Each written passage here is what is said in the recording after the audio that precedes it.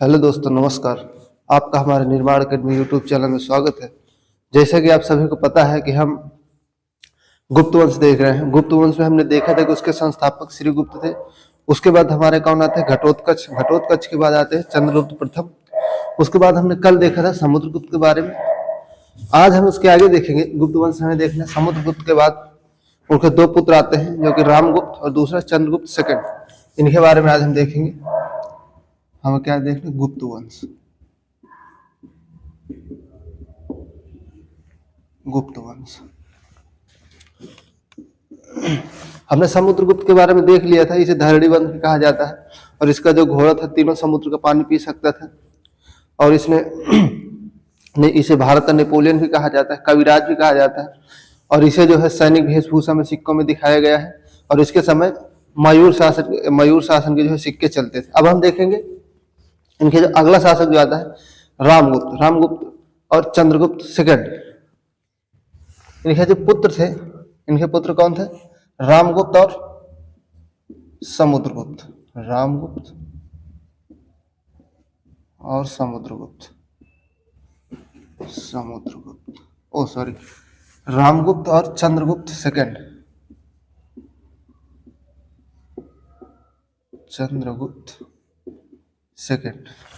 ये रामगुप्त जो था ये अयोग्य था। ये ज्यादा दिन तक शासक नहीं करता। इसकी शादी होती है किसके साथ? इसकी पत्नी जो होती है देवी के साथ। देवी, इसकी पत्नी कौन? देवी के साथ विवाह हुआ। देवी के साथ विवाह हुआ।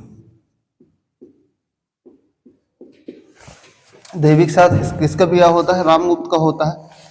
रामगुप्त की जो देवी थी मतलब जो पत्नी थी कौन थी? देवी थी। लेकिन क्या होता है कि यहाँ पर अब आप देखिए, ये जो देवी होती है और चंद्रगुप्त, ये देवी और चंद्रगुप्त का जो है मतलब प्रेम चल रहा था। प्रेम यानी लव एरिया जिसे कहते हैं।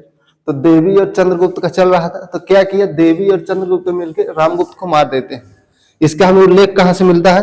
तो इसका जो उल्लेख मिलता है विशाखा दत्त की पुस्तक है। कौन है? कौन है? देवी चंद्रगुप्तम। इसका हमें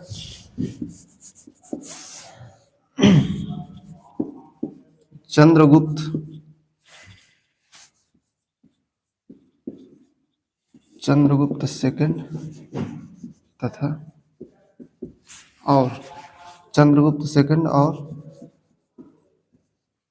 देवी ने मिलकर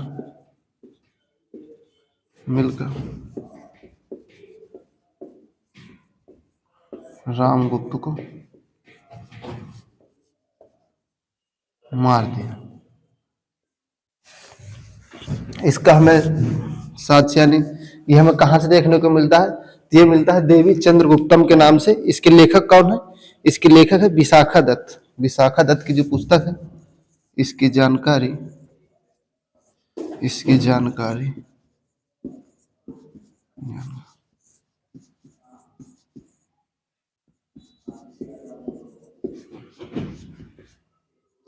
विशाखा दत्त की पुस्तक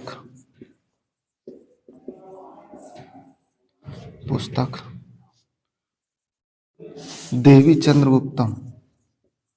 कौन है? देवी चंद्रगुप्तम से मिलती है।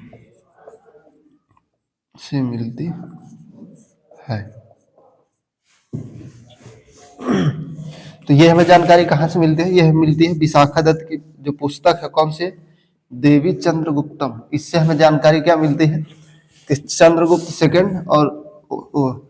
सेकंड और देवी ने मिलकर क्या किया? रामगुप्त की हत्या कर देते हैं। जो कि देवी कौन थी? रामगुप्त की पत्नी थी। और ये देवी का देवर था चंद्रगुप्त, क्योंकि इसका जो है छोटा भाई था। रामगुप्त का छोटा भाई कौन था? चंद्रगुप्त सेकंड। और ये दोनों किसके पुत्र हैं? ये आपके समुद्रगुप्त के। समुद्रगुप्त, ठीक। तो अब इसके बाद हम क्या देखेंगे? चंद्रगुप्त सेकंड को। चंद्रगुप्त सेकंड जो कि बहुत योग्य शासक था। और इसने विक्रमादित्य की उपाधि धारण की। विक्रमादित्य की उपाधि क्यों धारण की? इसने विक्रमादित्य की उपाधि शकों को पराजित करके किया। शकों को पराजित करके इसने किसकी? चंद्रगुप्त ने चंद्रगुप्त द्वितीय ने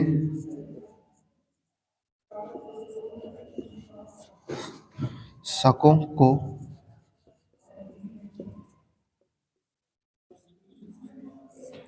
पराजित करके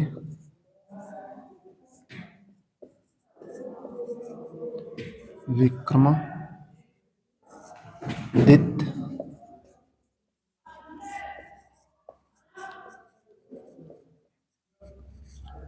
उपाधि धारण किया। तो अगर आपसे पूछा जाए कि चंद्रगुप्त द्वितीय ने विक्रमादित्य की उपाधि कब धारण करता है, तो यह करता है शकों को पराजित करके। यह पूछा जाए कि गुप्त वंश में विक्रमादित्य किसे कहा जाता है, ये विक्रमादित्य की उपाधि किसने धारण किया, तो कौन हो जाएगा? चंद्रगुप्त द्वितीय। चंद्रगुप्त प्रथम नहीं, चंद्रगुप्त द्वितीय। और जो समुद्रगुप्त था उसे भारत का नेपोलियन कहा गया। अब देख लेते हैं कि विक्रमादित्य का मतलब क्या होता है। सूरवीर यानी योद्धा जो हारे न किसी से, सूरवीर। विक्रमादित्य का मतलब क्या होता है? सूरवीर। सूरवीर, ठीक। इतना आप नोट करिए, फिर इसके आगे देखते हैं।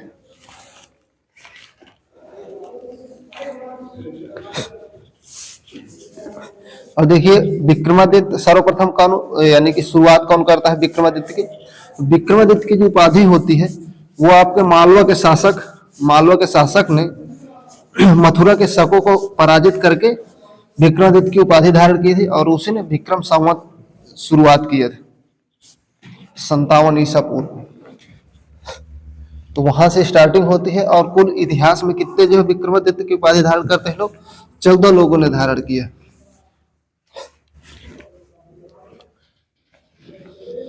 इसके आगे देखते हैं।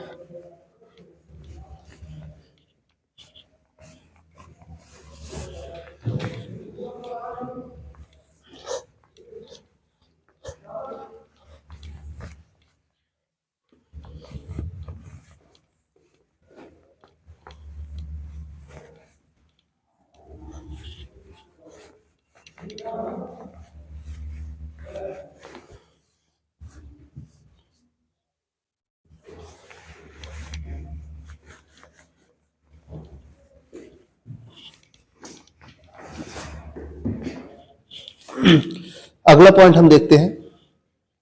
इसे जो है देवगुप्त के नाम से भी जाना जाता है। चंद्रगुप्त सेकंड को इस नाम से जाना जाता है। इसे देवगुप्त के नाम से भी जाना जाता है।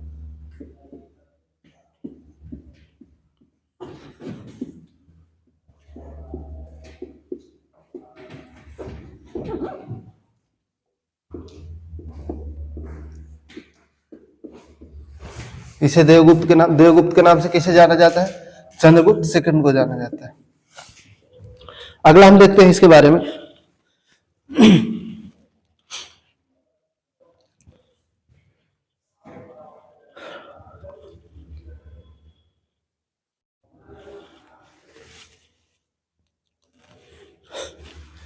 यह चंद्रगुप्त सेकंड जो था, कौन? चंद्रगुप्त सेकंड यह न्याय के लिए प्रसिद्ध था। यह न्याय के लिए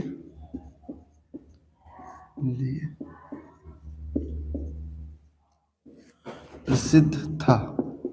और न्याय के लिए प्रसिद्ध था। इसका जो न्याय का सिंहासन था, इसका न्याय का सिंहासन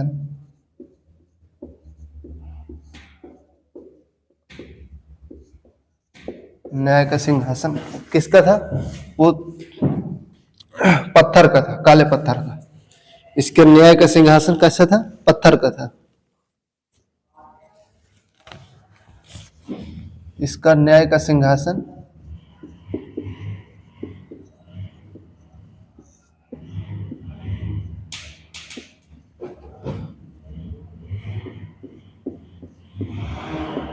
पत्थर का था। अगर आपसे पूछा जाए कि गुप्त वंश में न्याय के लिए कौन प्रसिद्ध था, तो आपका चंद्रगुप्त सेकंड। और विक्रमादित्य किसे कहते हैं? चंद्रगुप्त सेकंड को ही कहते हैं। विक्रमादित्य की उपाधि कब धारण की? ये धारण करता है शकों को पराजित करके। ठीक, विक्रमादित्य का अर्थ क्या होता है? सूरवीर। इसके आगे हम देखते हैं, इसके समय जो है सर्वाधिक विस्तार किस धर्म का होता है? इस समय सर्वाधिक हिंदू धर्म का विस्तार हुआ। इस समय सर्वाधिक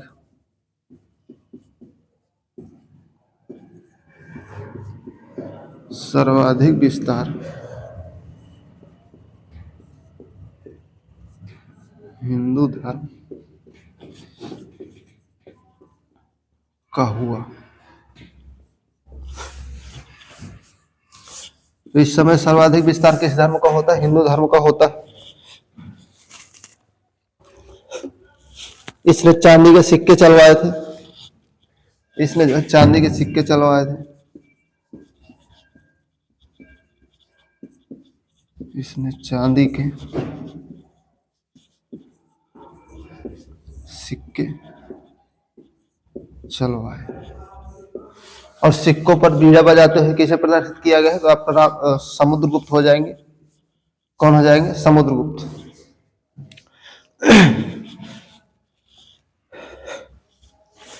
चंद्रगुप्त द्वितीय के, चंद्रगुप्त सेकंड के दरबार में आपके नवरत्न थे, यानी 9 कवि रहते थे, 9 विद्वान रहते थे इसके दरबार में। इसके दरबार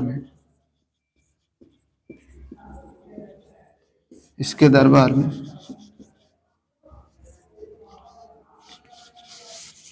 9 विद्वान रहते थे जिन्हें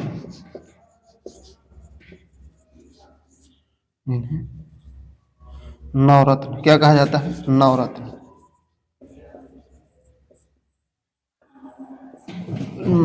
भी कहा जाता है।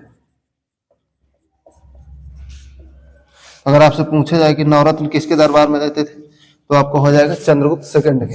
इसमें से प्रमुख कौन थे? कालिदास थे, जो कि संस्कृत के विद्वान थे।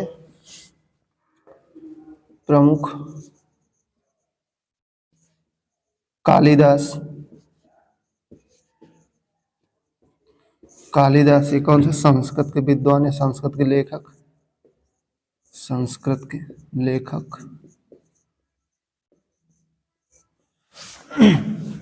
इसमें से कालिदास, और है आपके इसमें कालिदास, अमरदास और धन्वंतरी। कालिदास, अमरदास ये कौन थे? कवि थे।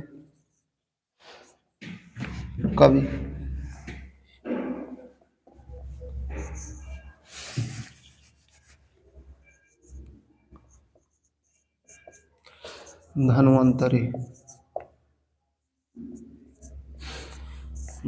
का क्या काम होता था?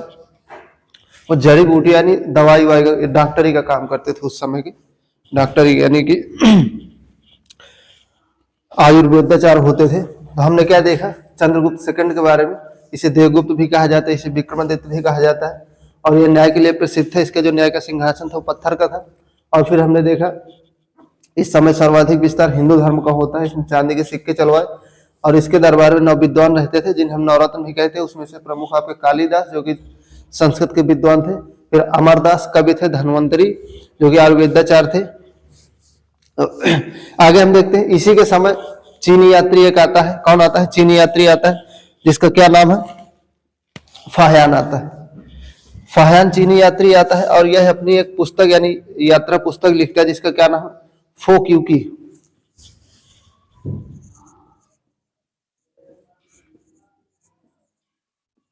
इसके दरबार में चीनी यात्री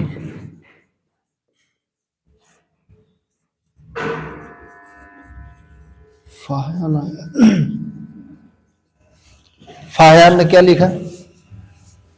इसने जो फोक यूकी लिखा। क्या लिखा? फोक यूकी। इसकी जो पुस्तक थी वो कौन सी? फो क्यू की, ये किसकी पुस्तक है? ये आपकी फाहियान की पुस्तक का नाम कौन है? फो क्यू की। इसे तो आप याद ही रख लेंगे क्योंकि आप देखेंगे कि ऐसे नाम आपको और कहीं नहीं मिलेंगे, चीन के ही लोग ऐसे नाम रखते हैं। तो चीन से इसके समय कौन आया था? एक यात्री आया था जिसका क्या नाम है? फाहियान। तो आज के लिए यहीं तक, फिर इसके आगे हम देखते हैं, इसके आगे जो अगले शासक आते हैं इसका उसको हम कल देखेंगे। तो फिर मिलते हैं आपसे नेक्स्ट वीडियो में, तब तक के लिए जय हिंद जय भारत।